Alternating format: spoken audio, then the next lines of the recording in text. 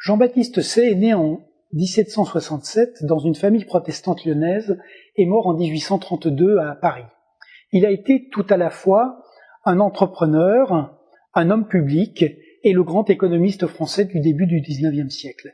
Il a combattu à Valmy, il a soutenu Bonaparte au moment du 18 Brumaire et il s'est brouillé avec l'empereur en publiant son traité d'économie politique et en refusant de défendre le blocus continental. Il a alors créé une grande manufacture de coton dans le nord de la France et puis à partir de 1815, il devient professeur au CNAM, au Collège de France, et il fonde l'École supérieure de commerce de Paris. Son œuvre a souvent été réduite à sa loi de l'offre, notamment par Keynes, l'idée que l'offre crée sa propre demande. La pensée de Say, en réalité, est beaucoup plus complexe. Il dit que c'est la production qui ouvre des débouchés aux produits, et donc c'est bien l'idée que la production, l'innovation sont au cœur de la création de richesses.